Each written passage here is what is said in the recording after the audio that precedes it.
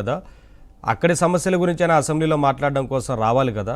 అలా కాదని అసెంబ్లీకి రాను, నాకు ప్రతిపక్ష నేత హోదా ఇస్తేనే వస్తామన్నాడు. ఏంటిది?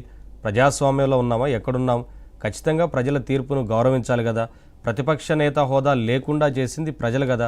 ప్రజలు నిన్ను ఎమ్మెల్యేగా కూర్చోబెట్టినప్పుడు ఎమ్మెల్యేగా అసెంబ్లీకి వచ్చి ఈ సమావేశాల్లో పాల్గొని సలహాలు సూచనలు ఇవ్వాలని కోరుతా ఉన్నారు. అలాగే పులివెందులకు సంబంధించి ఏమైనా సమస్యలుంటే అసెంబ్లీలో ప్రస్తావించవచ్చు, దానికి సంబంధించి ప్రభుత్వంతో మాట్లాడవచ్చు అనేది వారు చెప్తా ఉన్నారు. కానీ అసెంబ్లీకి మాత్రం రానంటూ మొండికేస్తున్నారు జగన్మోహన్ రెడ్డి. ఇదే జగన్మోహన్ రెడ్డి గారు గతంలో ముఖ్యమంత్రిగా ఉన్నప్పుడు అప్పటి ప్రతిపక్ష నేతగా ఉన్న వారిని కొంతమంది ఎమ్మెల్యేలు లాగేసుకుంటే మీకు ప్రతిపక్ష నేత హోదా కూడా ఉండదు అంటూ మాట్లాడారు. అంటే ఆ రోజునేమో రూల్స్ మాట్లాడతారు, ఇప్పుడేమో రూల్స్ మాకు వర్తించవన్నట్లుగా వ్యవహరిస్తున్నారు. ఎందుకు మరి? ఆ రోజునే చెప్పారు కదా, మీకు తెలుసు కదా ఖచ్చితంగా సభలో ఎంతమంది సభ్యులుంటే మీకు ప్రతిపక్ష నేత హోదా వస్తుంది అనేది.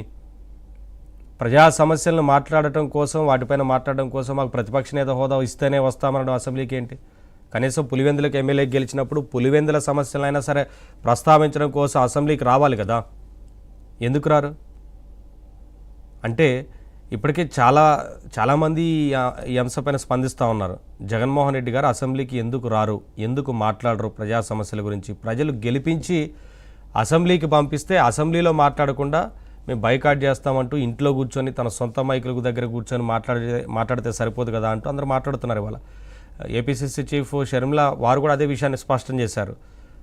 అప్పుడు అసెంబ్లీకి రాలేనప్పుడు ఎమ్మెల్యేగా గెలిపించి అసెంబ్లీకి పంపించినప్పుడు అసెంబ్లీకి వెళ్ళి మాట్లాడకుండా ఇంట్లో సొంత మైకుల దగ్గర కూర్చొని మాట్లాడితే ఎలా? అటువంటప్పుడు రాజీనామా చేయండి అంటూ ఇవాళ కోరుతూ ఉన్నారు. అయినా సరే వారు మాత్రం నేను రాను అంటూ మొండికేస్తున్నారు. ఇదే కాదు, ఇంకా చాలా అంశాలు ఉన్నాయి. వీటికి సంబంధించి ఇవాళ డిబేట్లో మాట్లాడదాం. డిబేట్లో పాల్గొంటున్నారు మోకా ఆనంద్ సాగర్ గారు జాయిన్ అవుతారు, టీడీపీ లీడర్. అలాగే శివపార్వతి గారు జాయిన్ అయ్యారు, జనసేన అధికార ప్రతినిధి. కొండబద్దల గౌతమ్ గారు పొలిటికల్ అనలిస్ట్. అందరికీ నమస్కారం అండి, వెల్కమ్. ముందుగా